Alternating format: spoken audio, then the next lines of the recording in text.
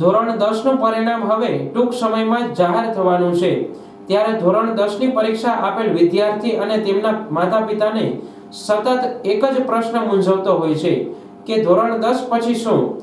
વિદ્યાર્થીઓ સતત વિચારતા રહે છે કે 11-12 સાયન્સ કરવું કે કોમર્સ કે આર્ટ્સ કે પછી 3 વર્ષના ખૂબ જ ટૂંકા ગાળામાં જોબ અપાવતું ડિપ્લોમા કરવું। આવો તમારી આ તમામ મૂંઝવણોનો ઉકેલ માટે આપણે નોબલ યુનિવર્સિટીના રજિસ્ટ્રાર ડોક્ટર જય તલાટી પાસેથી મેળવીએ।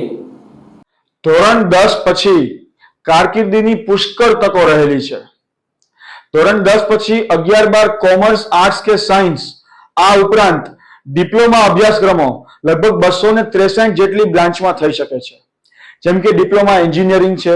ડિપ્લોમા એન્જિનિયરિંગમાં પણ mechanical, civil, electrical, computer, IT, automobile જેવી અલગ અલગ શાખાઓ હોય છે।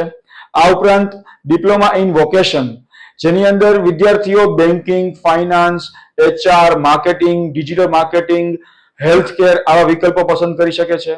આ ઉપરાંત ડિપ્લોમા એનિમલ હસબન્ડરી એટલે કે વેટરનરીના ફિલ્ડમાં પણ ડિપ્લોમા થઈ શકે છે। ડિપ્લોમા ઇન ડિઝાઇન થાય છે। આવા ઘણા બધા અલગ અલગ વિકલ્પો છે, જેની અલગ અલગ એડમિશન પ્રોસિજર હોય છે। દરેક કોર્સમાં ગવર્મેન્ટ તરફથી અલગ અલગ સ્કોલરશિપ મળતી હોય છે। અલગ અલગ એન્ટ્રન્સ એક્ઝામના આધારે મેરિટ બનતું હોય છે। આ વિશેની તમામ માહિતી ધોરણ 10 અને 12 પછીના તમામ કોર્સની એડમિશન પ્રોસેસની વિશેષ માહિતી મેળવવા માટે નોબલ યુનિવર્સિટીના એડમિશન સેલનો રૂબરૂ સંપર્ક કરવો અથવા તો સ્ક્રીન ઉપર આપેલા નંબર ઉપર ફોન કે વોટ્સએપથી પણ વધુ માહિતી મેળવી શકાય છે।